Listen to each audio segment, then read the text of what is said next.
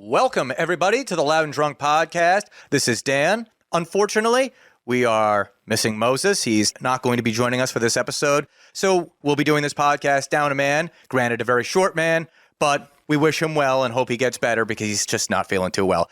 But, Justin, when Moses is away, politics will play. Absolutely. Hey, listen, Mojo Jojo, hey, buddy, we love you. But we get it's not your night, so we're going to get a little wild in the political aisle this evening. Absolutely. And I figured that this is a great time for us to kind of explore and give the audience a little bit of a sneak peek into some other kind of spin-off podcasts that we've been discussing. So one of those was an L&D politics podcast. Absolutely. So maybe if you guys like this, let us know. And if you enjoy it, maybe you'll hear more about it down the line. And also, guys, like engagement, good, bad, indifferent, just let us know.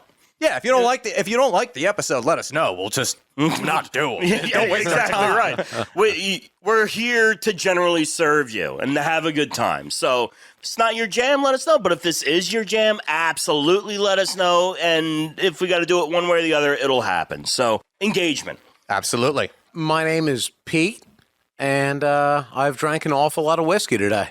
So here we are. Wow. Oh. It's been a long time coming, folks. Friend of the show, Pete's here. Yeah, Friend of the show, Pete, back in action. Been drinking for a while. Yeah. Probably drank a half a bottle of whiskey today. In typical And Pete fashion. we're going strong. Yeah. Attaboy. Making it work. Glad to have you here tonight, I think I Pete. need some water, but I see that there's none available here. Oh, there's that jug right in front of me, actually. Well, it's the Loud and Drunk podcast, not the Loud and Hydrated podcast. yeah. So Fair? Yeah, well, that makes sense then. I'm extremely dehydrated. Good. Yeah. At least somebody finally followed the brief. Yeah, no, I'm doing it. We're doing it live, guys. But you, our gentle listener, you should remain hydrated. And before we get started with the podcast proper, I want to encourage you. Oh, I would like to interrupt you right here because I actually would like to read this sponsorship today. Oh, okay. Oh, wow. I was fundamental in getting this one. So if I may, do you have a medical emergency that you're embarrassed to share, don't want your wife to know? Maybe you don't want your name on record at the hospital. Well then, Caltagirone Underground Surgery is the medical team that you need. Whether you're at home or holed up in an abandoned motel on the outskirts of town, their trained professionals come to you. From gunshot wounds to a toy train locomotive stuck up your ass, no job is too big or too small for Caltagirone Underground Surgery, now serving the entire tri-state area. What a great get. Yeah. I one of the reasons that I was really happy to make this basically get these guys on board as far as sponsorship goes is that I genuinely thought, and this goes out to the listeners as well, this is one that we can actually use. I mean, absolutely. absolutely. We can actually use this one. I don't want to cite the times that I could have used this listen, or give the details of We that. have all agreed we don't talk about that locomotive incident. No, and I don't want to talk about it now, though I do still have some on-air grievances about it. But that's a conversation for another day off air. That said, this is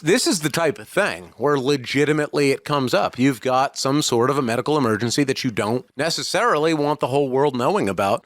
And this group, Caltagirone Underground Surgery, they can get the job done for you and nobody's going to know. Do they offer physical therapy? I want to say yes, but I don't know the honest answer to that, so I don't want to double down. What on I will say, I mean, and listen, folks, we looked at the metrics and like our listeners are hard-working, blue-collar Americans. Absolutely. And, you know, our system is like just not very advantageous if you're injured at home or at work or at play, you know, and this is such a good sponsor, such good if you've got, I mean, any one of these things that they're able to take care of, and again, it's from, you know, the highs to the lows, it's something inside of you, be it, you know, a bullet or otherwise.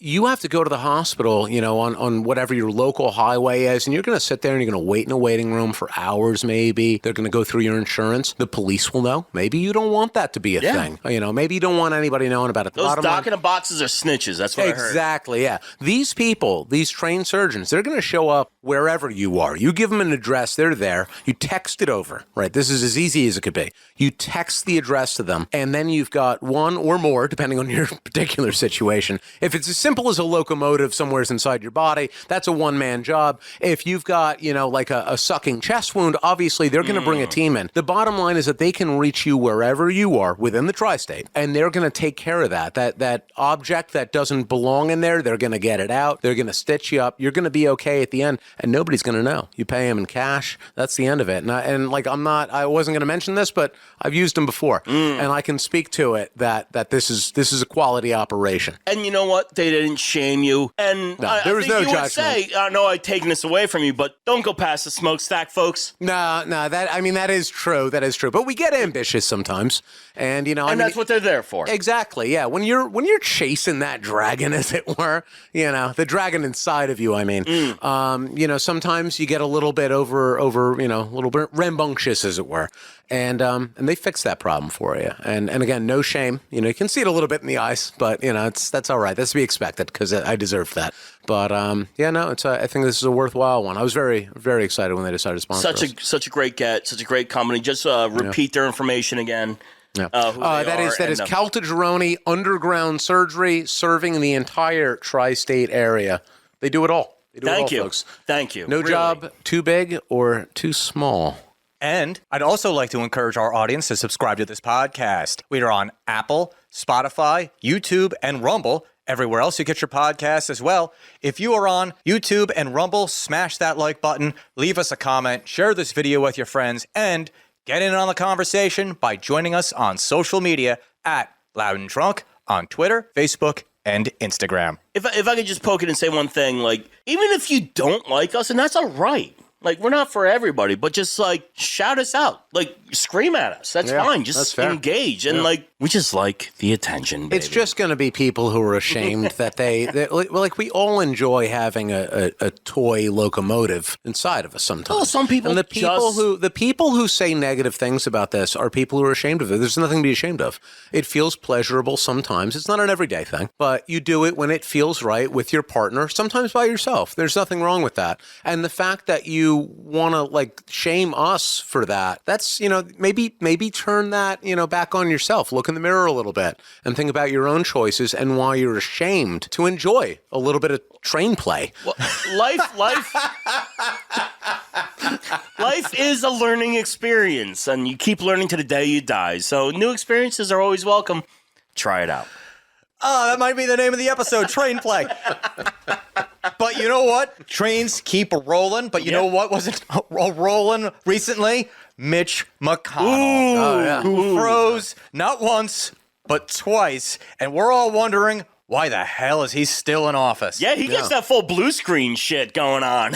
It's incredible. So what we're going to do is we are going to watch the first freezing incident, and we are going to react to it. Because have you guys seen this before? I have seen this one. Okay. And then there's the more recent one. Yeah, I have not seen the most recent one. And by the time this episode is released, he's probably will have frozen a third or fourth or fifth, five more times. Yeah. All right. So without further ado, here is Mitch McConnell, otherwise known as... I just want to say, I'm sorry to interrupt you. I just want to predicate this by saying I know how awkward this is going to be. It's so uncomfortable. Because you don't realize what 30 seconds of silence is until you actually count it down with your friends. But go ahead. Here is Cocaine Mitch / the Turtle. It's funny that he's called Cocaine Mitch, by the way. It is. It's only there it is. There he is. Full blue screen. And it's funny when he talks, it's only the bottom right corner of his mouth moves. Pay attention to the people in the background. Oh, I know how uncomfortable they are. Very Watch the eyes. Yeah. They get more up. Yeah, here finally anybody comes in. They're like, oh shit, he's not. Are you not with your niece right now? It's hilarious. It's like a 60-year-old man helping a 90-year-old man get off stage. He is 81 years old. So, all right. He doesn't look a day over 90. If I can make a very obscure reference to looking at Mitch McConnell in this segment here, I think it was the first X-Men movie that had the center that gets turned into water, just water. Oh, I remember that. Where he melts away. That was solid. Yeah. He's so no just pun wet. intended, I guess. Yeah. That's what I see when I look at Mitch McConnell well, here. He's melting in his own way. Melted and wet. Yeah. It's odd. I don't know. It's difficult to even really talk about. This man runs the country in a way. We're all Americans here. He is arguably the most powerful Republican. Yeah, I would agree. At this time, I would agree, yeah. I mean, besides Trump, you could argue that either way. Well, the but- difference would be like Trump doesn't really command the amount of money that the Republican Party needs. Oh, So, like, that's true, yeah. Mitch McConnell should have probably lost like a race 20 years ago. Oh, But yeah. He No, he maintains commands being- the money side of the Republican. So, like, even to Republicans, Donald Trump is like an outsider. He is like something. Yeah, they don't fund him adjacent. directly. He gets as that from far his as like a regular donors. Republican, what you would consider like a Republican, Mitch McConnell's the fucking guy. Yeah. A system Republican. Yeah. Yeah. Establishment, like the most establishment of establishment Absolutely. Republican. There's no better way to Yeah, put this is that. the guy. Yeah, Yeah. they're all He, buds. he is the guy. And if he, because I think he's up for election. He And if is. He's always up for election, and he always wins. Well, I mean, because nobody can run against He's him. a senator. Those only happen every 6 years. Oh, my God. What kind of a country is this? 6 years? I thought it was 4. All right. All right, let's get into the next one. Let's take a look. This is the most recent one. Now, depending if you're listening to this like a few months down the road. This one's rough because it's so much longer. Oh, yeah. Well, I mean, Yeah. this is only it's half the God. time the first clip was. I have so let's not see. seen this one yet. I haven't so- seen it either. So Yeah. let's dive in. Here's Mitch McConnell freezing again. Oh, this is Oh, unfortunate. Jesus. This is unfortunate. Oh God, it's just so sad. Well, at least this person jumps right in. Well, I think they have that now. Like, They had like after Yeah. the first time. Oh, oh, But he's God. still frozen He after is- she he talks is He's to him. not even blinking. he's not even responding to. He's not even responding to her. That's. Oh God, that is rough. I mean, my bottom line about it is that he's got flaws, and I agree with that. But the bottom line is that do you want to trust the United States government to teenagers? 'Cause that's the only option. That's the alternative. 80 or 18. If you want to entrust it to kids, to just children, we just have toddlers now just making decisions for us, then fine. I mean, I don't agree with you, Dan. I don't agree with that. I think that we should have seasoned veterans. And I choose my words carefully here. No, you didn't. Seasoned- No, you didn't. Not at all. Seasoned veterans. Salty veterans. Yeah. Can I throw in a quick interstitial just based on the age thing? Yeah. You have a lot of states looking to put the voting age at like even close to like 25 in some places. That was what one of the Republican candidates, Vivek Ramaswamy. Yes, you're right. There you go, yeah. Said like it should be the voting age should be 25. Yeah. I completely agree. I mean, it's not. Here's the problem with that, though. Right. Republicans are always so short-sighted because everything they're like, oh, let's do this, always comes back to bite them in the Yes. ass. Like, Well, no. I don't think that it needs to be about politics or the two parties. The bottom line is that this is a democracy, and that means that everybody gets a right to vote, but they should be educated and qualified to vote. That's the most important so factor. you're a backer of that sign saying the human brain isn't fully formed until your mid-20s. Exactly. Your brain needs to be formed by the definition of politicians so that we know that your vote is worthwhile. Otherwise, like, anybody can vote, and that's not democratic, you know? I want to live. I think that that's something that we're all about, right? This is America. We believe in democracy, and everyone should have a voice. Everyone should be allowed to vote. And here we are, letting people just make decisions for us, even though they have no real interest. Well, let's call it They what have it is. They're just not people because they're not people yet, They're right? not people because they're not people right. yet. I see, Exactly. I see, yeah. Now, I'm not talking about aborting them because that's obviously a crime. But I'm saying that Only if in you're certain not, states. Yeah. if you're not, well, listen, you know, states' rights above everything. But you should absolutely have some sort of a knowledge of our system. You should have been a citizen of this country. I mean, I'm gonna just off the cuff right here. You should have been an American citizen for at least 30 years before you're wow. allowed Even to guess- choose. Oh, so you're I mean, going above. Now it's 30. I mean a citizen, exactly. Because I mean, like, I'm just speaking, I'm 38 years old, right? Mm-hmm. And it's taken me a long time to really appreciate and understand what it is to be an American, and I'm goddamn proud of that, right? But I don't think that, you know, you've been a citizen, you know, you've been an American for 10 years, and obviously that begins at 18 when you properly become your own person. So from 18 forward, we begin counting the years, and that is how it should be. Because otherwise, we're just letting anybody can just cross the border, and we don't know how long they've been here, and now they're electing in people for us, and I don't believe in that. I think that you should absolutely have to be a citizen. You should have to be of age. You know, I don't want children having these things happen to them. You know, that's not right. Being forced to take on Children happen?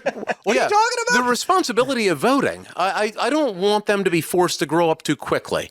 And that's what it is. I think that 20-year-olds, 21-year-olds, and so on and so forth, they should be allowed to enjoy their childhood. And some people are trying to force this adulthood on them. And I honestly don't think that it's right. I think that it should happen when you're mature enough to do so. And that's when you should be allowed to vote, at about 35 years old. You just talk so fast. So I'm going to interrupt you here. So allow me to play a little bit of devil's advocate to your situation here. Okay. So I'm going to listen to you, but I won't understand. I know that, and I know it's futile, but I will do my best. Our young men and women who go into service, God bless them. 18 years 18 old. years old. Sometimes 17. Sometimes 17. Sometimes Exactly 17. right. God bless them. And they're allowed to can't even drink yet. They're allowed to go die for our country, and what a great honor. An honor it is. Allowed to have a say in. Well, they do have a say through all of us. By proxy. By proxy. We vote on their behalf. I mean, like, I think I speak for all of us, all God-fearing Americans. We vote with them in mind. And that's really the key to democracy, isn't it? That we are allowed to choose who we want to then send these kids into battle to die for us. And that's what it is. In our hearts and in our souls, we just, by proxy, deliver for them. Yeah, but like some people, like I don't know if it's Democrats or not, but some people just want like any kid off the street, like fucking 17, 18, 19 years old to be able to vote. And then like all of a sudden, you know what happens? What happens? They're not the ones who are going to fight anymore. They're going to vote for old people to go and fight. Now, you know what happens? Now we're losing wars. And what happens when America loses wars? Because we're sending fucking geriatrics like Mitch McConnell out there. He has to go and fight. You think that guy can carry a fucking rifle? No, he can't.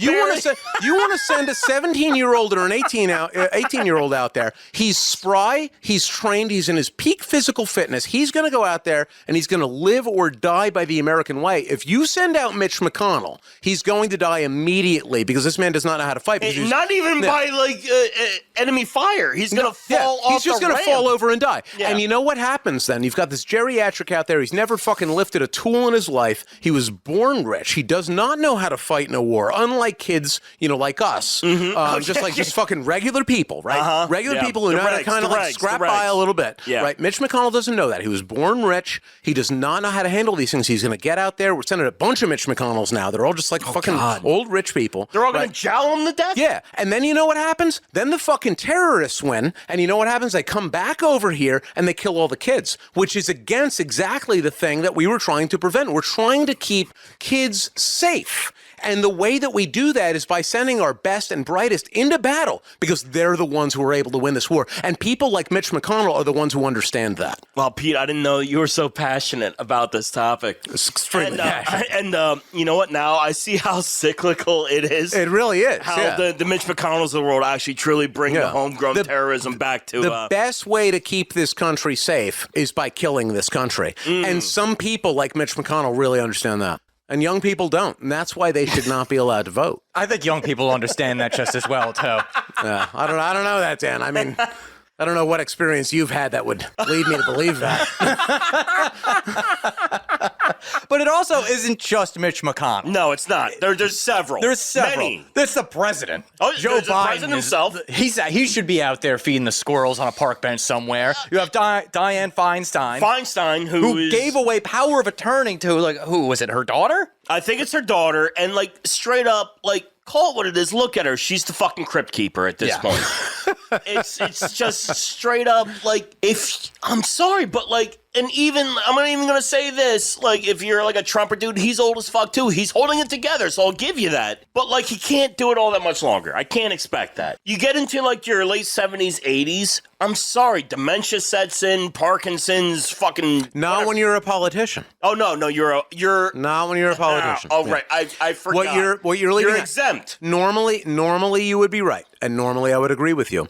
But when you're an American politician, you're not a regular person. You're better than regular people. Oh, you immediately get upgraded. I forgot about that. You're just better than other people. And that's why you're not getting it. And that's understandable because you're probably ignorant compared to them. And I do forget that, and I apologize. So I'm going to use small words here, but they are just better people than us. And that's really what I want to convey to the listener right now. How do you get to be over 90 years old like Dianne Feinstein? Absolutely, yeah. Oh my God, just a bag of skin. That's her. That's her. Yeah, that's her. That's her 3 years ago. Yeah. Wow. Yeah, in 2021. The last 3 years have not been kind. I'll just let you know. And this is a California Democrat, California, I think, right? yeah. I mean, wow. And Peter, I think you have an incredibly valid argument for a certain mindset. Yeah. And respect. I'm just tired of old fucking geriatrics. Yeah, I don't understand. First of all, there you go, Furious. Yeah. Let me check on that real quick. Please, Dan, continue. Yeah, they have, like, I understand, like, you've built up, that this is the problem with the career politician aspect, because you come into a position of power, you hold office, and you never give it up. Or you move on to the next one. I'll give an example for us locally. Our representative has been in the House for 22 terms. Yes, he has. He's what is his name? Chris Smith? Chris Smith. He's like he's a Bush Republican. Yeah, Bush Republican by all rights. But he's been there for 22 terms. Term limits, people. Like, just God damn. Can I share a weird interstitial? Yes. So the thing about Chris Smith is that he's a goddamn fucking chameleon. And this is what has led to his longevity. So when I was a union officer very early on in my job, unions typically associated with Democrats. Yes. Chris Smith, and now granted, I'm in a very different position. I'm a federal employee in a federal employee union. Chris Smith always went to bat for us, and he knew how to get certain large swaths of quasi blue collar people under his belt. That's the key to his success. Yeah. He's a panderer, like a panderer you've never seen before. Good politicians are panderers. Exactly, Yes. right. You say anything. Especially in this state. Yeah. You have to, because it's mostly a blue state. Well, no one knows how to run in this state other than Chris Smith. It's everywhere, I would argue, though. I think that it doesn't really matter what the state is. It's that, sometimes you've got states like New Jersey where there's a mix of things. We flip-flop. Yeah, you need to be very kind of diverse, careful. very small state. But the truth of it is that, like, if I asked anybody, any one of you guys or, like, somebody off the street to run for office, then the bottom line is that the way to win it is that you just tell people what they want to hear. Yes. But you don't do it. You know, you only do it if it benefits Well, you. look how Christie in his gubernatorial days was so popular. Yeah. He went on the local radio stations, did open houses on like Saturday, Sunday for questions. And people love a straight talker. Look at Trump. Yeah. It's the same similar fucking thing. A no-nonsense, I'm going to tell you how it is kind of guy. Yeah. And that's what you get when you have a bunch of corrupt politicos before them. Yeah. Because they're so tired of, like, the McConnells and the Feinsteins and the Bidens that are just stuffed shirts. What it is that it's the decay of the politic. It's that this system that we've got in this country is that you've got one where everybody's kind of embedded in it. All these politicians are there. It's a system. It's a machine. They rotate through. And people are very much so. I think no matter what side of the aisle that you find yourself on, if any at all, then you're tired of it, and that's very understandable. I find myself in that boat as well. But the easiest way to get elected is that you just it's like anything else, where you basically go up there and you go, I would love to take some questions, and somebody says to you, what are you going to do about climate change? Which implies that they care about climate change. So you just respond by saying, climate change is a big problem, and I'm going to do things about it. You always got to make sure you don't do quite the point, too. Right. Extend the finger out a little bit. Yeah, I'm making moves to get rid of only to the knuckle. Yeah. Never beyond. Yeah. Mm-hmm. And you just do that with anything. Yeah. What are you going to do about the underfunded military? Oh, I care about the military. I believe that the military should be better funded than it is. What are you going to do about China? Well, China is a big problem for the United States. I'm going to really focus on the China problem. America's the greatest country in the world. You can Meanwhile, here you're ordering from Temu. Yeah. What do you think about potatoes? Potatoes are a very important crop for America. I believe in potatoes. We love Idaho. I believe in potato farming, and Idaho is the greatest country in this country. And you can do it with anything, and it works because, and this is the sad part of it, and I'm sorry for all of us because I'm not a very smart person, but it's because we're idiots. That's really what it comes down to. When somebody tells me something I like, I tend to want to agree with them. It's a mass appeal. Mm-hmm. It's mass appeal, and it's easy. And like I've always in my head, and this is something I've had to like rectify myself. I'm like, oh, these people are lazy. They don't want to look further than the upfront thing. It's not lazy. It's just lazy, acceptance. Yes. When you see something that appeals to your line of thinking, you grab onto that because it's so chaotic. None of us actually truly want to deep dive into this bullshit. And you shouldn't have to. The whole reason that you have elected officials, the whole reason that humans invented government is because you need people to make big decisions for the large group that you choose to belong to. You need some sort of order. Yes. Otherwise, you don't have a society at all. So, exactly right. Yeah, and the bottom line is that being a politician, which is really like being a leader, whatever you want to call it, like you're making decisions for other people, it's the same as any other job. You occupy your time with it. Mm-hmm. And because you're doing your job, you're a producer on this show, you're working for the man, right? I have my job. Everybody's got their fucking job, and so you don't have the time. This notion that we should all like be reading the fine print on every fucking terms agreement that's handed out or every fucking congressional letter that gets dished out to them, well, that's not your job. The whole reason that you have a government is because you've elected, and especially in a country like this one where we call it a democracy,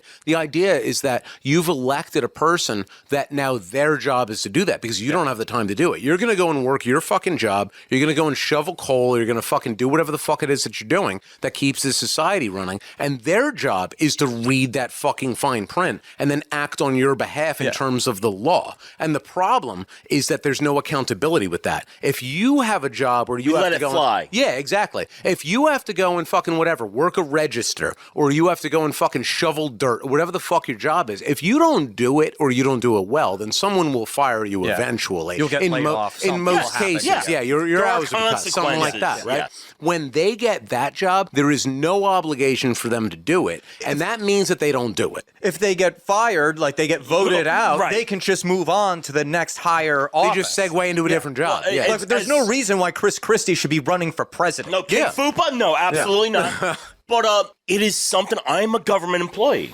much to my chagrin most of the fucking time. But that's how government works. You fuck up, you get moved laterally and then up. That's all that fucking happens. Yeah, it's bullshit. It's the same thing in the Navy. Yeah. Same thing in the Navy. And you do bullshit, and then all of a sudden you get like moved up into a cushier spot. This is the frustration that people have because it's a disconnect between what people consider to be real life, where there are consequences for your actions, and what the government does. And the difference between it, the material difference, is that when you're the government, you get to write that rule however you want. The same way as if you were able to work a job, but you got to write the rules of what that job was, and there was no consequence to it, then the reality of it is most of us would never actually work. You might be bored as shit, but you would not actually do your own job. Let me run this by you guys real quick. Please. Because it'll segue into something we were talking about before we started recording. I think one of the bigger problems with how there was always a problem, but especially in modern times, like, in the last 20 years, is that the political aspect,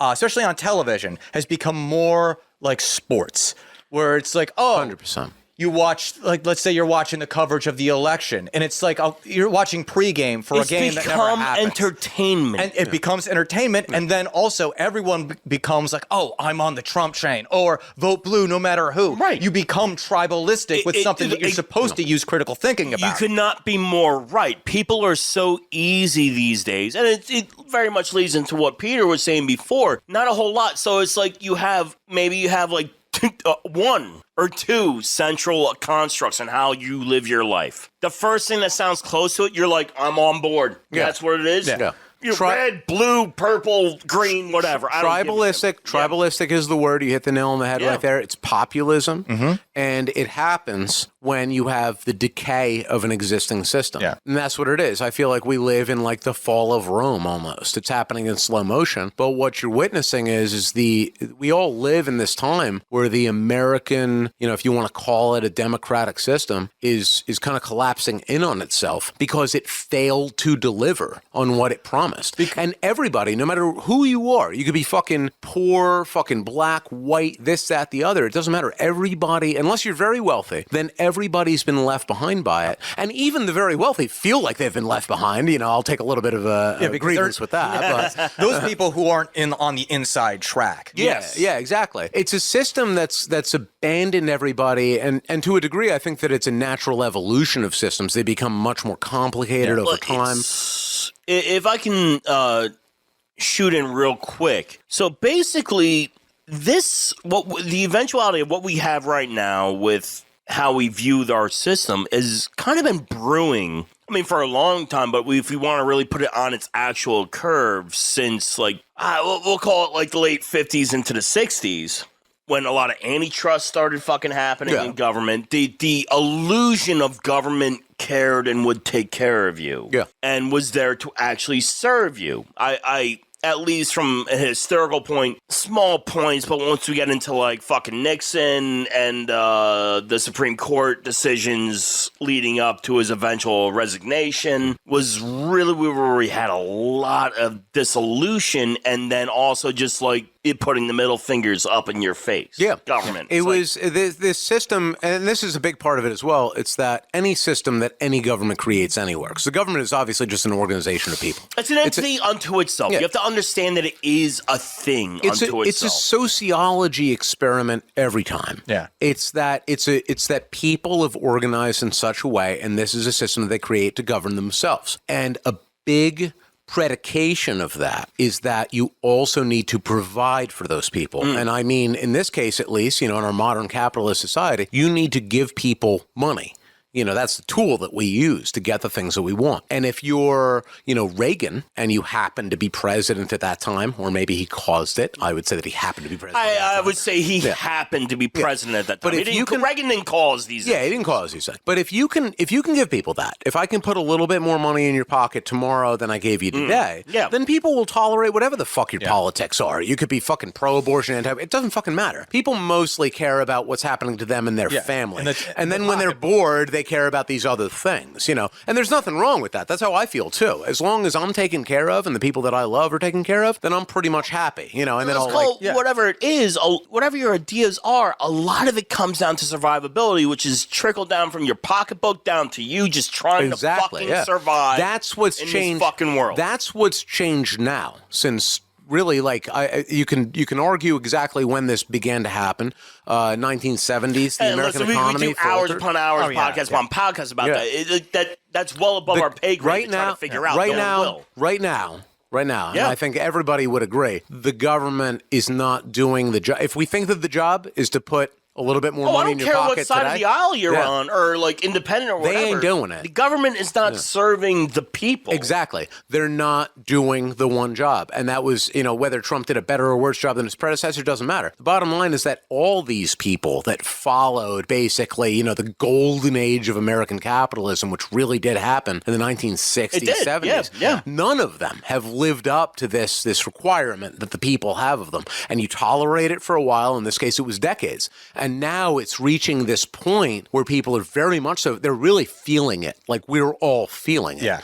And whoever's in office has got to fucking take a bite out of that fucking sandwich, but they won't. They're just going to blame it on somebody else while they go back to enjoy their fucking ritzy lives. They never deal with the problems. And I'll say this. I'm from New Jersey. I grew up not liking fucking Trump, just knowing his business practices. But I understand why so many people fucking liked him, because he came out talking as an outsider. Exactly. Well, that's also where it becomes tribalistic, too, because this is something that I've pontificated on this podcast about, is how much I don't like woke culture. Yeah. But that's also like the antithesis of that on the other side. Exactly is the Trump side. Yeah. Where they pretty much say, like, are you on the Trump train or not? And it's like, I was never on the Trump train. Right. I'm like, I just got to say, that is such a dumbass name. It is.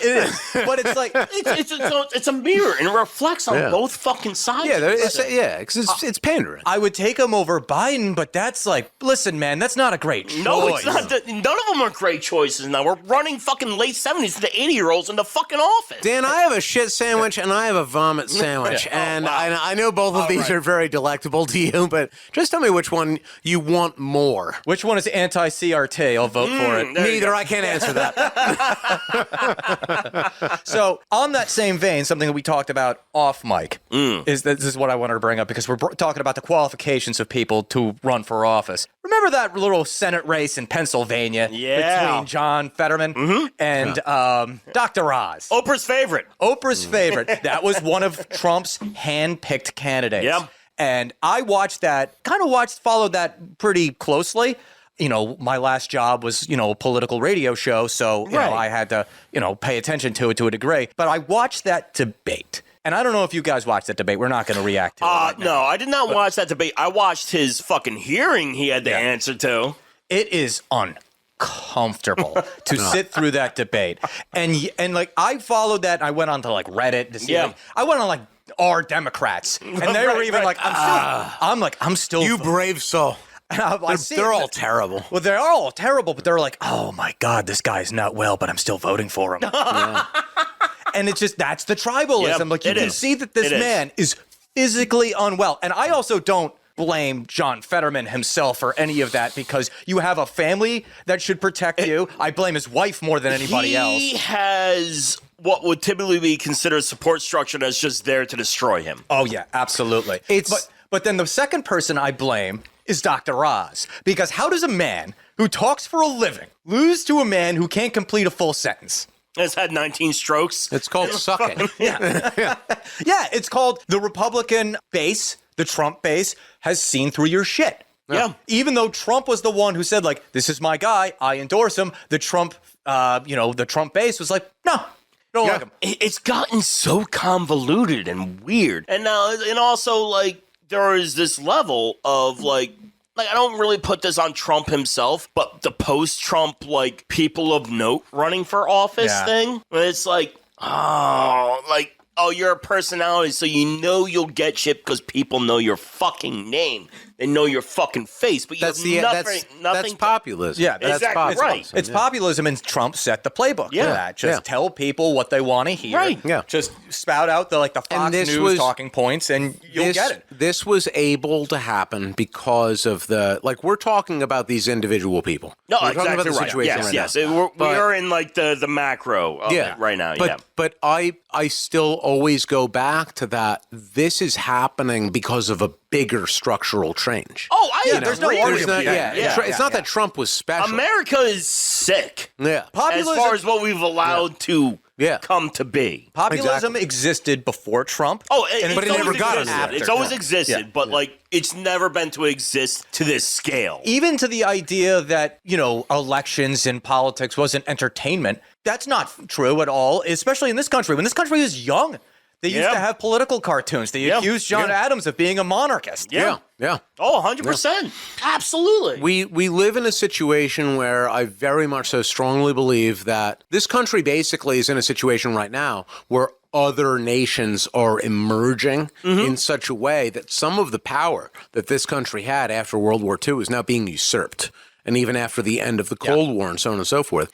Basically, America is in decline. Now, whether that's good or bad or whatever, obviously we always want to be on top, but there are also these realities about it. But the aspect of it that's relevant to us in terms of these elections is that these people who basically run are campaigning on a fictitious notion that they don't believe in, that they're going to, like Trump's campaign slogan was, "Make America Great Again." How? How are you going to do that? And Biden has, his mantra is the same. All these fucking people basically bark out the same thing, that we're going to return to this glory age that your parents knew but you didn't, and that's going to be a real thing again. And I'm looking at it in a realistic, realistic the generational play is not new. And you're just fucking lying to me. It's interesting that you bring that up too, because that is true, because the Trump thing was like, oh, we're going to go back to when America was great, or we're going to make America great again, or whatever. And then the Biden thing is like, oh, we're going to go back to before Trump was. We'll go back even further. Do you realize that is not possible? Like that you can't put the toothpaste back into the tube. Exactly. Trump is out. Now people have seen him, people like him. You're not going back to a pre-Trump. You don't get to take that back. And I speak very genuinely that I don't think that, your average person, self included, it's not necessarily that people are trying to go back. And I'll bring this back to the notion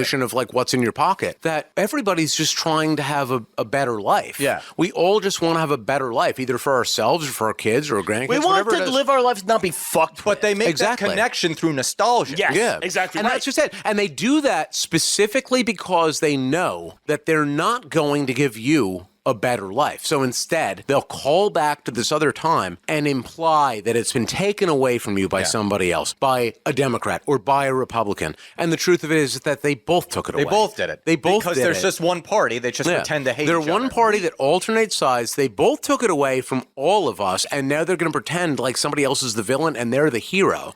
And they're making it in this fucking superhero movie, when in reality, they're just both villains, and all of us are victims, and there is no fucking God forbid hero. you tell a modern Democrat what the Southern Democrats were. Oh, yeah, absolutely. That's the thing. It's funny that you bring that up. Give me a moment to pull this up because you said the superhero thing. I want to show you guys this. Okay, if I can pull it up. please. While he's doing this, I'll just talk a little out of my ass. The American thing. We have a legacy we've existed for 300 years. 300 years. Just about. Something that you have to understand is that we're such a big country and we're geographically isolated from other powers in the world. It affords you a lot of things. It affords you a lot of shit that no one fucking thinks about. Oh, yeah, exactly, yeah. We are, essentially, we call it the New World fucking bullshit, but we are the New World fucking bullshit. Yeah. We're over here by, what's Canada going to do? They got 50 million people? Yeah. You know? It's not, I don't even think it's that. They're snapping of fingers away from being It's about 25 million annexed. people. You know what I mean? Exactly, yeah. They've got the same population as fucking New York. Yeah. Yeah. It's America's hat. America is America because we are the other side of the planet's experiment. Yeah. Yeah, that's all that it is. Yeah.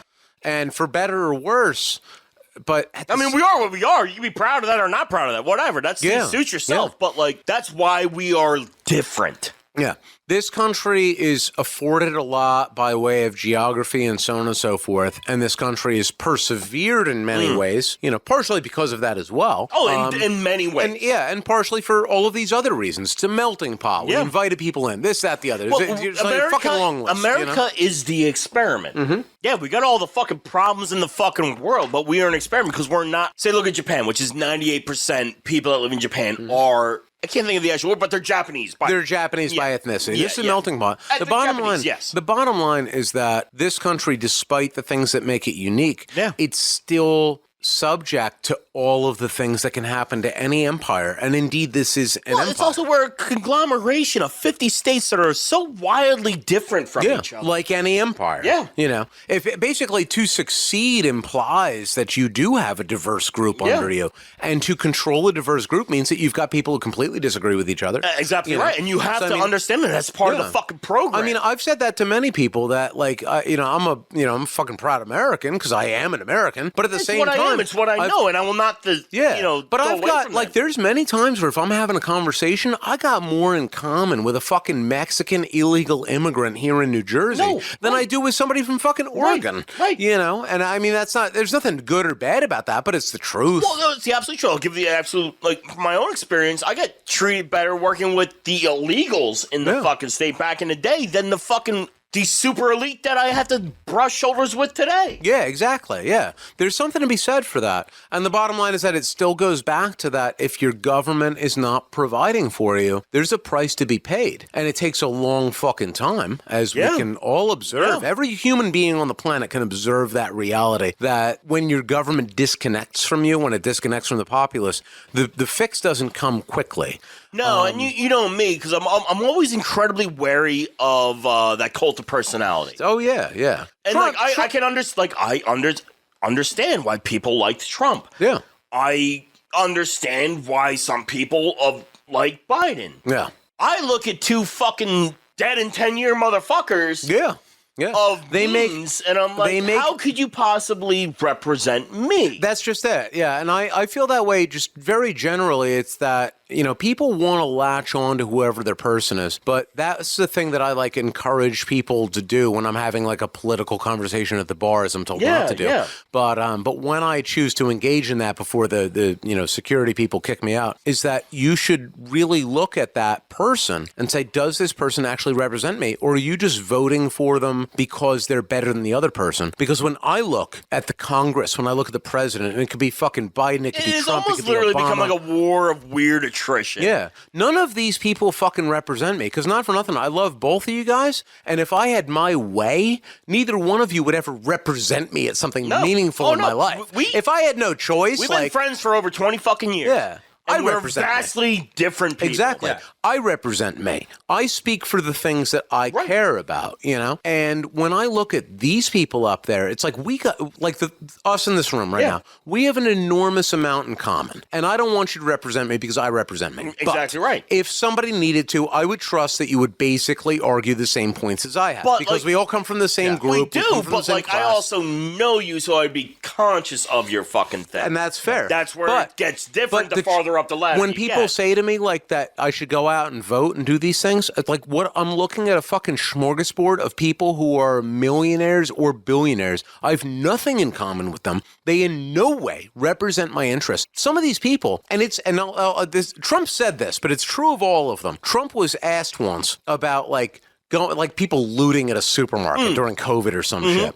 And he made some sort of a comment along the lines of, that shouldn't be happening. And it was asked why. And he was like, 'cause you have to show your ID. And the question was, what the fuck are you talking about? Right. And he was under, what I gathered from, and I did watch this, he was under the impression that you needed to show identification to purchase groceries at a grocery store. And he meant it. And he didn't know that he was saying something that was fucking dumb as shit. And I wasn't even angry at him. It was that he genuinely didn't know what it was like to shop for groceries. It's a different world. And that's what I mean. Like, how many Americans don't know what it's like to shop for groceries? I mean, it's definitely a subsect of it. It's a tiny small population. It's Biden and Trump and other people who are at the very top of the food chain who don't know that you don't have to show your fucking ID to buy goddamn groceries. These are the people that we're electing in, and it's under this mantra of that they represent us. What fucking world is this? Well, That's no different than from the goddamn fucking colony system that we broke away from. Us, our parents before us, their parents before them, the grandparents all before them, we have what has been allowed to happen. Yeah. So, guys, I found, I don't know if this is exactly what I was looking for, but in the vein that we try to make them out to be superheroes or they make themselves out to be superheroes, here is Texas Representative Dan Crenshaw. Oh, Dan Crenshaw, old eye patch himself. With literally, it's titled Dan Crenshaw's Avenger-style political ad. I don't know if this is his channel proper, but God damn it. I'm already frustrated. As you should be. Oh, God. Is this it? Yes. Oh, my God. I fucking hate my life. So, wow. Okay, so Dan has lifted his eye patch to reveal a bionic eye with internet capabilities. What? Dan, please. I don't. I have nothing to add. This is the one where he dives out of the plane. Yes. Okay. Yep. All right. I thought that was just a shorter version, but no, this is nearly 4 minutes long. What the? What? Listen, I skydove once. What is that? What the fuck was that? I don't know what to say. Oh, he's got the literally Avengers soundtrack, more or less, in the back. Yeah. Probably off by 2 notes. Yeah. To avoid. It's like, wow. Dude. Holy shit. I am flabbergasted right now. I don't know what to say. well, What the? Wow. You son of a bitch. I'm in.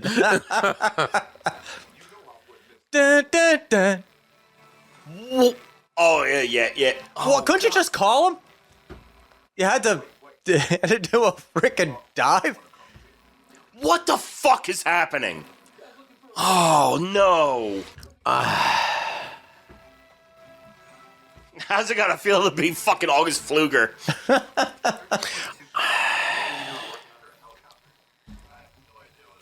Fixing it? What? He literally just said, I had no idea what I was doing. Oh, my God. They have to keep this little disclaimer on the bottom at all times. No, they have to legally, yeah. Why are you targeting them? What the fuck? I am so upset. That's not a great angle. Yeah. That's really what we're going to do. You son of a bitch. I'm in. Where's the Guile theme? I like that it's called secret information. Yeah. That's great. Should be flashing red secret information. Tony Gonzalez. He's a Hispanic conservative. Yeah. That has to be one of his brackets. Yeah. That's bullet points. Excuse me. What? Oh, Dan Crenshaw pulling the plug. Oh my God. How? I understand that this is 4 minutes, but how much long? What?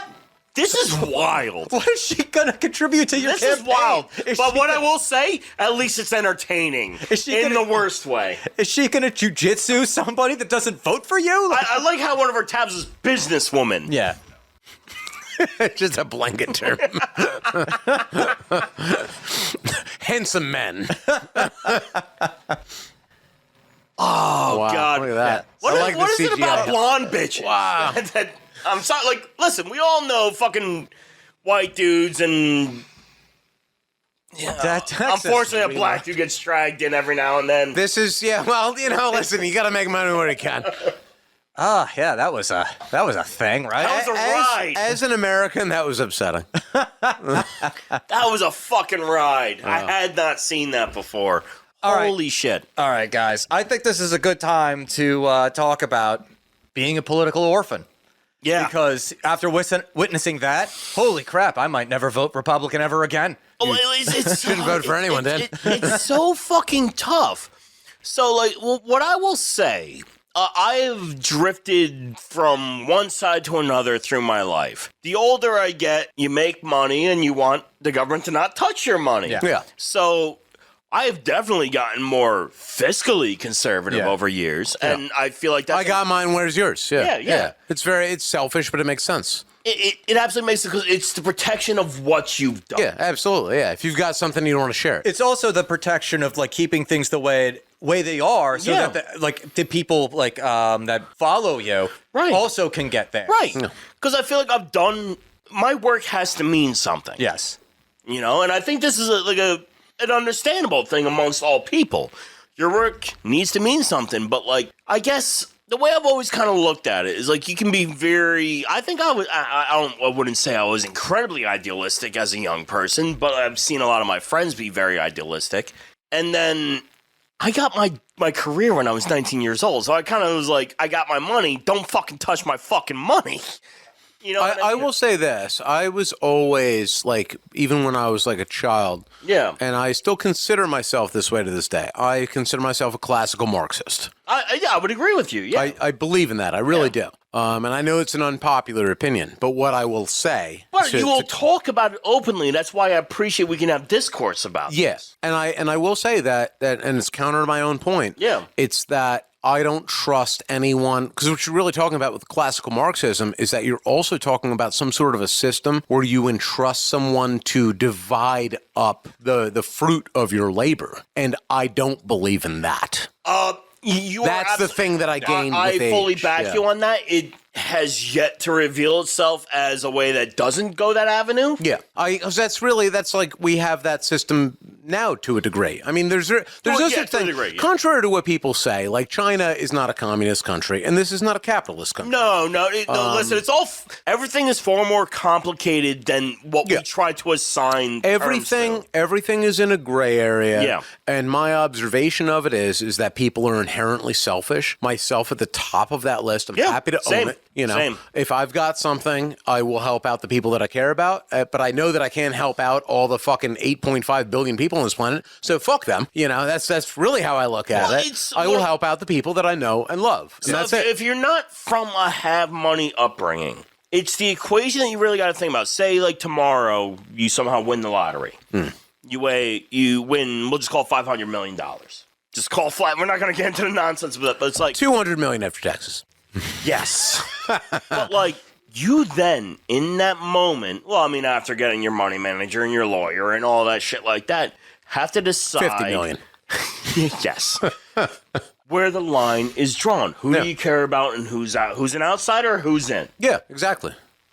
And that's it goes back to this thing that like it's fully debated, whatever, but I find truth in it. It's like there's that Dunbar's number thing. You can only give a shit about like 150 fucking people. Anybody who claims to truly care about everybody in this altruistic way. I don't believe in pure altruism. Yeah, it's bullshit. There is no altruism. It's a kind of virtue signal for people to say that. Like, I care about everybody. It's like it's impossible. You can't. If you show me a sad video, of course I care about what happened in that immediate video. Yeah. I'll use the example of animals. I fucking love animals. I really do. It kills me when I see an animal suffering in some way. But the animals that I'm able to take care of is very limited. I can save a cat. I can help a dog. I can, spare an animal in the woods. I can get an animal out of a trap, that type of thing, It becomes the lifeboat kind of idea where you can only have so many people on that lifeboat before you kill everyone on the lifeboat because now it's going to sink. I can only do what I can do, and I don't feel bad about the idea that I've done what I can for those things. I don't need to save everybody. Yeah. And the truth of it is that people want to imagine this fictitious this fictitious world, which I would describe as like almost dystopic. It is dystopic as far as I'm concerned. Where everyone is somehow like spared adversity. You I don't believe in that. Yeah. There is a price to be paid for everything. You can't save everybody. Yeah. The way I look at it is you save those you love and know. Yeah. And that's all you can ever do. But also to save them, too, you can't spare them from adversity. No, you can't. Have to have No, you can't. This is the caveat, though. It's that in that thinking, you can minimize the suffering of other things. Yeah. In other words, I'm not trying to save every animal on the planet. No. And I eat meat. And I believe in that. Yeah. And I eat, meat from the fucking supermarket. Right. And I know that it's factory farmed. Yeah. And that we all know it. We all doesn't feel it. great. Yeah. And I don't think that that's a great thing. I think that it's a shame that animals suffer in this way. It is a shame. And I do the little small things that I can do to make myself feel better about that. And a big part of it is that. I'm just trying to make myself feel better about the suffering that another organism has to go through so that I can enjoy a nice food. I'm fully with you because I've actually done this stuff of buying like a quarter animal from a local farm. Exactly, yeah. But I still end up buying fucking bulk, ground beef or whatever the case is. Exactly. Fucking we're all a part of this. We're all a part of this participate. machine. We all participate. The biggest thing I think is if you acknowledge that, if you're able to acknowledge your participation. Well, you have to know that you are part of it, and you gotta kind of come. I wouldn't call it peace, but you have to understand you're part of the system. But that's just it. Yeah. It's that and I don't mean that because again I will say that I do consider myself a giant piece of shit in this fucking machine that we operate. I'm not here to change anything as human beings, but what I will say is that there are so many people, and to bring it back to the politics thing, right? Yeah. To this shit right here, this video that we just watched, where some people are fucking heroes, and you're not. No. You're not a fucking hero. You are absolutely existing. If you're living in fucking rural Alaska and raising all your own fucking food and blah, blah, blah, then yes, okay, then you can say that about other people. But if you are living here in a civilized society, i.e., somebody who's watching these fucking YouTube videos or seeing political commercials or voting or, God forbid, listening to this podcast, then you are 100% a part of this system. And I think that the best thing that you can do, unless, we're going to just destroy society and all become, subsistence farmers, then the truth of it is the best thing that you could do is acknowledge the hypocrisy in it. It's that most of us do want, most people don't want,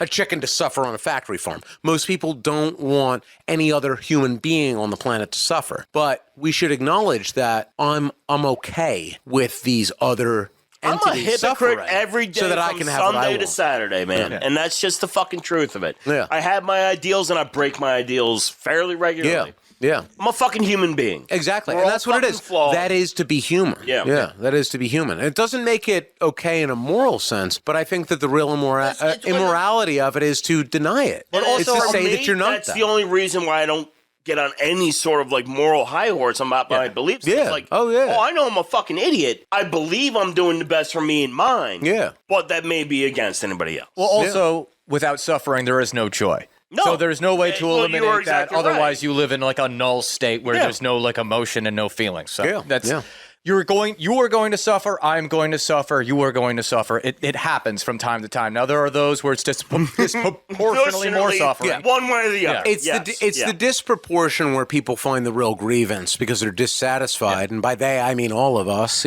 Everybody's dissatisfied with the position that they have to a degree or another, because, and this goes back to the politics, we don't like politicians because we feel like we're getting shafted. Yeah.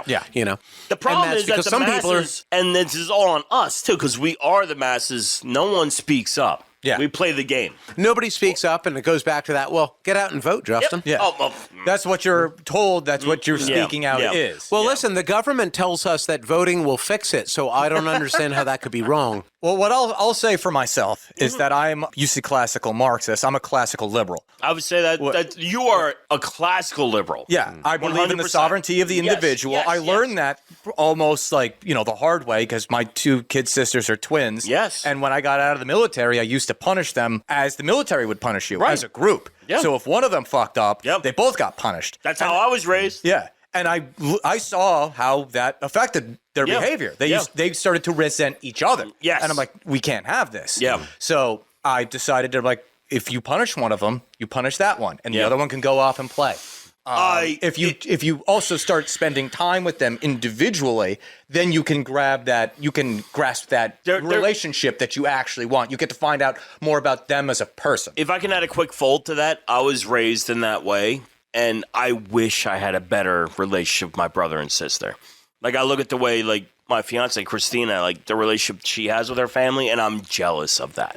But my family, we were raised in a way where that wasn't really an option. You know what I mean? And that's fine. I understand it. That's what counts. Yeah. And families operate differently. Yeah. I just picked that up because We've all come to peace with it. I remember being a kid, and my brother and his friend and his little brother, we all got caught skipping school. We were actually trying to get back into school, but there was a discussion among Best intentions. There was a discussion among the older boys as to what we should do. And when I was once again, the older boys fucking everything up. yeah. So I went to the principal's office with my brother and his buddy. And, the younger brother, because he was too little, they just sent him off to class. Right, yeah. And the principal is just drilling into me. He's just like, you're the ringleader. You are the worst of the worst. Yeah, Well, you're a bad person. yeah, then. you are worse than Hitler. I know you got run over by a car or something. And he's laying into me. And my brother eventually just looks over to him and my brother's only 3 years older than I am. Gotcha, okay, So yeah. it's just what am I at that point? Right.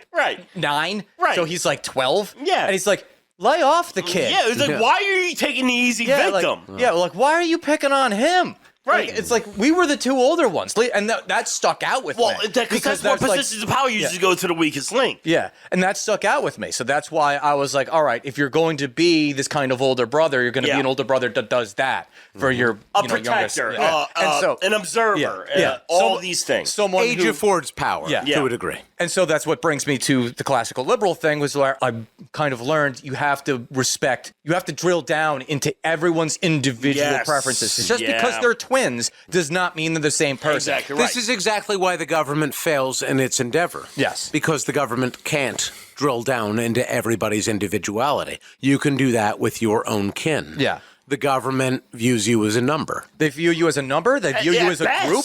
Yeah. At best. Yeah. They view you as a group, Yeah. which is the antithesis of being a classical liberal, because every classical liberal movement, from Thomas Jefferson to the civil rights movement, was about I am not this group, I am an individual. Yes. Treat me like an individual. Everything. The problem is everything has been lost, and generationally, as an entity of a country, we have let it get to where we are today. Yeah. It's I'm not putting it on anybody. It's just It's a collective.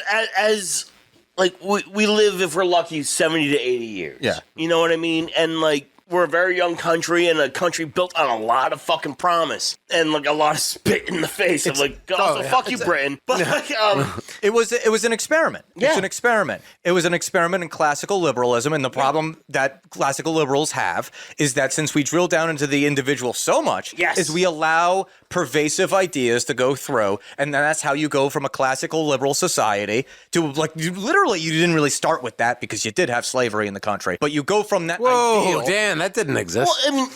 But and then you go from that just being all right, well, now we're just kind of authoritarian. Yes. I would say that you'd be harder pressed to put that in a more cogent way for a listener. And that's really what we are in an experiment that is so fucking confused, trying to just exist. And I feel like We are, because a weird mix. And yeah, there's history of, so you have the colonies into the slave states, into the Civil War, into all of what we try to think we are today. And I feel like there should be pride for being American, because we are this weird fucking thing that we don't know what the fuck we are. The first country to really write down we are these classical liberal values, even if we didn't adhere to them and still don't adhere to them. No, we don't. We were the first country to do that and try to at least live up to that ideal. Like, you have the right to defend yourself. You have the right to speak your mind, to worship freely. Even if you have rights. Well, you do it. You have those rights, but rights aren't something like the thing that we get wrong is that we say we come up with this idea that these are rights and we are given to them. It's like, no, these are just things the government can't do to you. Yeah. They have no right to right do now this to you. until they're. The truth of it is that, in my personal opinion, it always goes back to a might makes right thing. Unless you're highly religious, then the truth of it is that Hammurabi's code, you go back fucking 10,000 years. Then you still have that built in. These are things that are important for the maintenance of society. And when these rules begin to break down, you will have a breakdown of society. There's a whole reason that you make it. It's the reason that you make a government. Yeah. And so what you have in this country, and I agree with you that it's unique in that it was put down to paper and so on and so forth. Though, when you even look at antiquity, you still have societies where they penned things about individual rights. Oh, we're definitely not the first. You're absolutely right. Yeah. There was individual rights. In other words, the rights that you have vary, and this was the first one to do these particular ones. Yeah. And certainly it was night and day from what preceded, because we were coming out of, Europe was essentially coming out of the Dark Ages. Yeah. We entered into 100%. Yeah. When George Washington was born, they still had the Colosseum. So. Exactly. Yeah. It's that everybody's always got humans subject other humans. And that's what it is. It's might makes right. It's that if I have more power than you, then you will in some way. If you would allow me to say what my distillation of it is. Please. We are fucking war monkeys. Yeah. I agree. We are unchecked. And we will do what we do until we destroy ourselves. Absolutely. Well, this is also another thing that I do like about this country, because we have spent an hour dunking on it. I know. We should be tidying up soon. Yeah, we are tidying up. And maybe we can close with this. Maybe you guys will want to follow up with something. It's fine. But the thing that we should be respected about this country, and especially its history, is that it's been like a modern-day Sparta. It is. It is like a country that, in a way. It has been a country that has pretty much been founded on a warrior class of people. Now, obviously, you have from, time and, memorial, you have people that come in and are like, oh, you shouldn't do that. They're not Quakers. Well, you got your own spot in history. Even when you go into the left-right dichotomy, you have more right-wing people that are like, oh, yeah, let's go fight. No matter what, it was an opportunity. Yeah. And people fought for that fucking opportunity. Yeah. They fought for the independence, whereas Canada was just like, we'll just wait for it. Yeah. They're Canadians. What do you want? We fought to... We'll take them someday. We fought to end the institution of slavery. Yeah. Because essentially all this country knows how to do is kick the fucking shit out of other people, even if it's us. Yeah. And to a degree that should be respected, because you know what? There aren't too many countries in this world that have that warrior class mentality. I can only think of a couple. This is a country that doubles down on fucking everything. Yeah. And that's there's a bravado. And whether it was because even you had abolitionists who were like, well, we can't get rid of this because we're an industrial country leading into the Civil War. Because slavery is bad, but do you see the numbers we're doing? Yeah. Absolutely. It was the backbone of the Southern economy. So. And it's not right or wrong. It just is what is. And also, can I just have a tangent? Sure. The whole thing of destroying, this was going on in the South a couple of years ago, taking down the statues and stuff like that. If it upsets you, it fucking should, but you can't delete fucking history. Yeah, you can't. It shouldn't be celebrated. I'll give you that. Just because it's a statue, you can't forget that it fucking happened. Just because it's just because there's a statue, and just because you name let's say a base after a Confederate general or something like that, doesn't mean you're celebrating it. It was actually a peace offering. Yeah. When we first decided, all right, Civil War's over. I also don't believe in idolatry, so it's also a mixed plate. That can go. I would disagree slightly. Let me. Sorry. When we were trying to mend the country back together, one of the things that we were trying to do to be like, all right, let's not completely shit all over these people. Your plight, and we will not forget your plight. Yeah, we're not. So we'll erect these statues, and also we'll name some of these bases after these generals. Yeah. It was meant as an olive branch because you just fought half of the country. Yeah. You're not going to have a country. Got two sentiments about Please, that. yeah. One, we don't name no fucking bases in Germany after Hitler. It wasn't our country. Fair. We had. My point remains the There same. was no. Well, I mean, because if you were going to make that connection, we were never ever in that same boat. With the South, it was always to preserve the Union. Yeah, it was to preserve. All right, that's fair. With But Germany, there's some element of my point that still rings true. Like if you're in like they lost. If the we're war. going They were into that traitors. stuff, we got a whole lot of sins on our own plate that everybody ignores. But But I mean, the bottom line is that the Union won, they lost, and losers don't get bases named after them.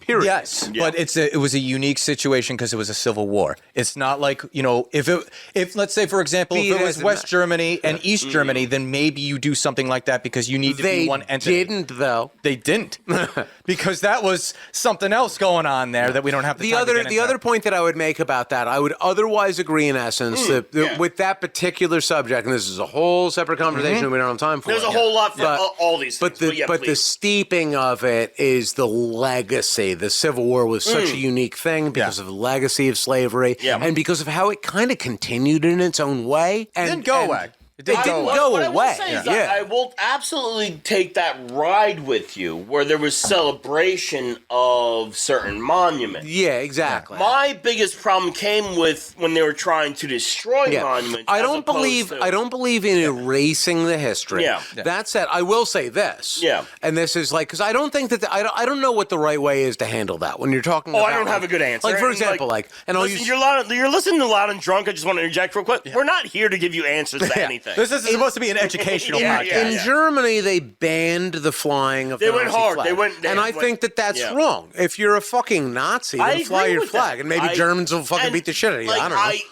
With maybe you'll all just go on the march sentiments again. You feel as you're supposed to be told to feel as an American. You shouldn't. Yeah, you should be allowed to express how you feel. Right. I do believe in freedom of speech. I do. Which obviously, like in Germany, when they say that you can't fly the fucking Nazi flag, it's obviously they're taking away your right to express how you feel, And which is it's that you not the believe way in I would fascism. feel about anything, but you shouldn't lose your right. Yeah. And it goes to an idea is like, what would you rather know that your neighbor is a fascist or have them hide it? But they're still a fascist. I'd rather know what they fucking I don't are. believe in taking away the right to show that. What I will say about the statue thing is that when the statue is in such a place where, and I'll go to the extreme with this one because I'm not going to cite a particular example because I don't fucking know him. Also, I'm drunk. But like, if it's a fucking Confederate statue in the middle of what has now become like a black urban area, and they want to get rid of that statue, and the city says, no, you can't. Well, I would say this about it. If it was in my neighborhood, like let's say that it was much more isolated. So I'll give this parable to it. Okay. Right? Like let's say that it's just this neighborhood where we are right now, right? So it's like a couple hundred houses, and we all are, like New Jersey people, what have you. Yeah. And it's a statue of fucking Hitler. And there was some sort of a backstory as to why that was there. And we decided that we didn't want it there and tore it down. And the state said, no, that's a part of history because he visited here once, or whatever backstory you want to give. I would say, well, it doesn't really fucking matter. There's a statue of Lenin in Seattle. There is. Nice. I can get behind that. Kind of undercut your point there, but it's the same basic idea. But with that, I would say, in terms of like most of these statue things too, if you are in that situation where you're in a predominantly black neighborhood and it's a Confederate general or whatever, These are a lot more nuanced. You can remove the statue and just place it in a museum somewhere. Because don't erase the history, just move it to a place where people can respect the history. But that's just it. You're not allowed. The reason they get torn down is because nobody removes them. Right. Yeah. Well, no, that's the state. The absolute state thing. says. The state dictates. And also, to you. It's the same thing that happened in fucking Saddam Hussein's Iraq, where you've got just fucking statues of him all over the place. People I don't see fucking the want old them there. flaw. Like, listen, none of this is flawless, and my logic will always have flaws in it. I look at it, it's like you can't just let that be destroyed to be forgotten. Yeah. But also, like, I do get it now. It's like now you gotta like blah blah blah blah. But like, I'm just, and you guys know me, I'm an information guy. You don't let information just go away. No, yeah. And that argument for removing it is multi-segment in itself. Yeah. And it's like, you don't want to see it. Then, all right, that's fine. I get that. I But love- it's like, it's like, you just can't take it away from what actually happened. You also can't hide the people from evil. Yeah. And there should be a reminder I'm all about somewhere. that. You have to. You can't protect everybody. I love going to museums. I'm a history buff, as you guys know. When I go up to the city and I happen to find myself in a historical museum, then I love seeing these busts and statues of a JFK or a fucking Reagan. It has nothing to do with politics. I find them fascinating. It brings me back to that time. I like to think about that. So ask me if I want a fucking statue of JFK or Reagan outside of my fucking house.